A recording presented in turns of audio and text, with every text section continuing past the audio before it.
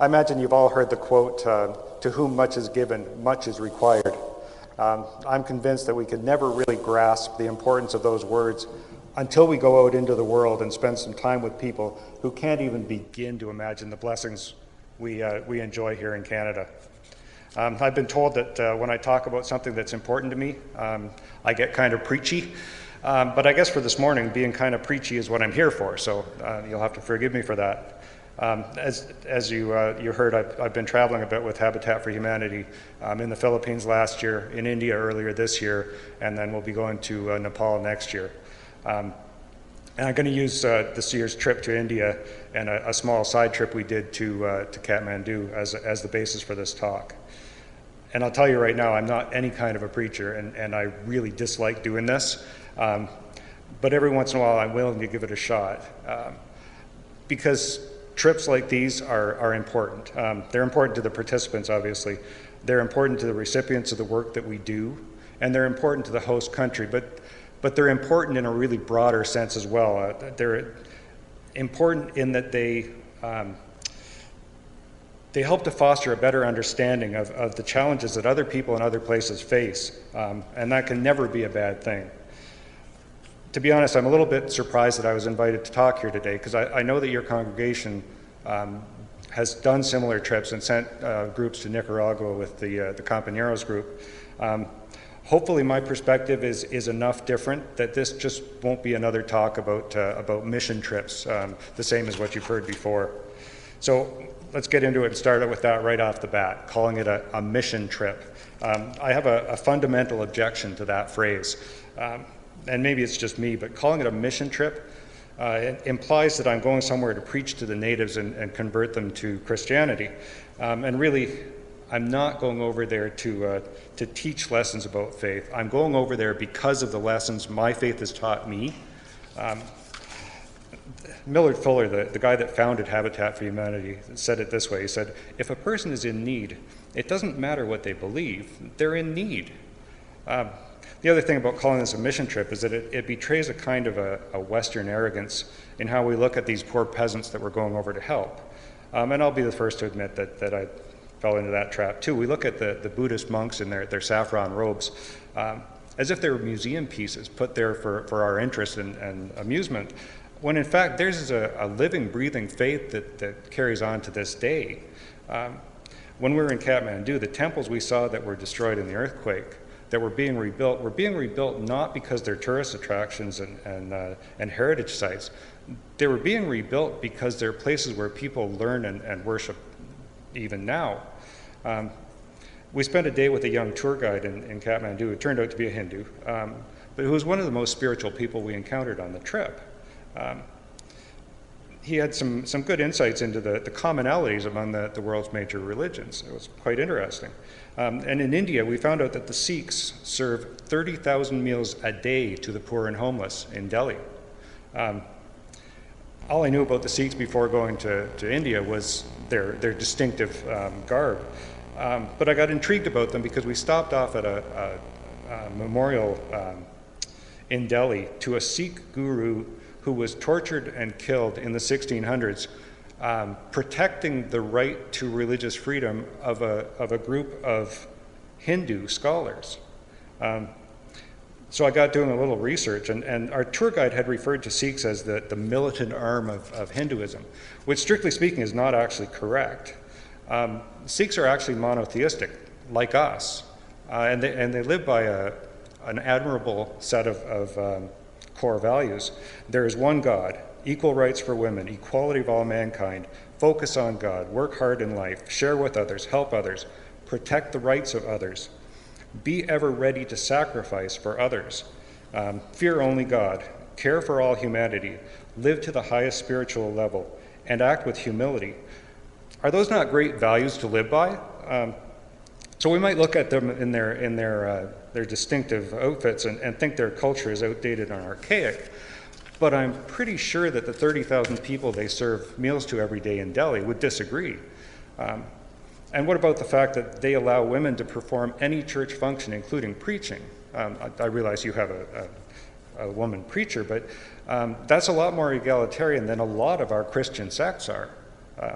So, I mean, I'm not trying to win converts to Sikhism, and I'm not going that way myself, but it's an example of the kind of thing you only learn when you're exposed to other cultures and faiths and keep your mind open. So whether you believe our faith is right and all the others are wrong, or vice versa, you at least have to respect the fact that some of the other faiths are strong and alive and doing some good work in the world. And I personally feel no inclination to be the one to tell them that they're wrong and try to convert them.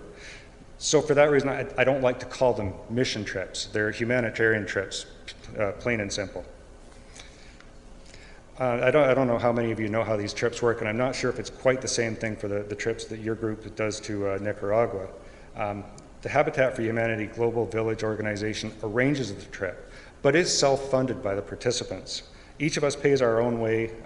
We pay our airfare to get to where we're going to be building, and we pay a lump sum to the organization that covers food and lodging and transportation and insurance and so on while we're there. And it includes a significant donation to the Habitat organization in the country where we'll be working in order to finance their projects. So each of us that's part of the team has spent several $1,000s and invested a hefty block of our time to be there.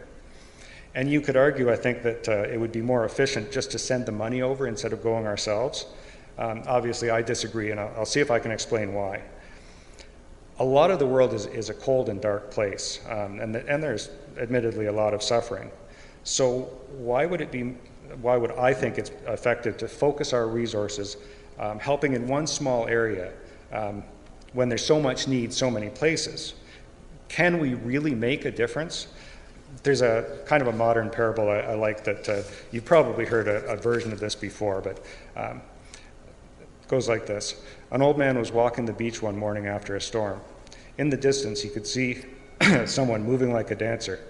As he came closer, he saw that it was a young girl picking up starfish and gently throwing them into the sea.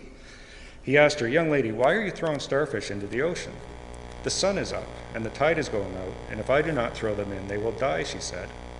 "But young lady, do you not realize that there are many miles of beach and thousands of starfish? You cannot possibly make a difference."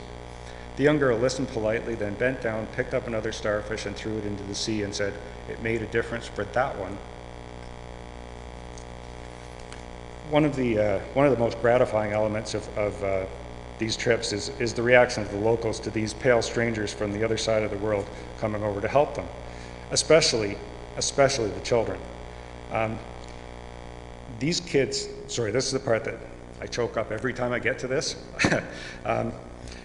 These kids will grow up knowing that there are people out there who care enough to come and help, working side by side with their families.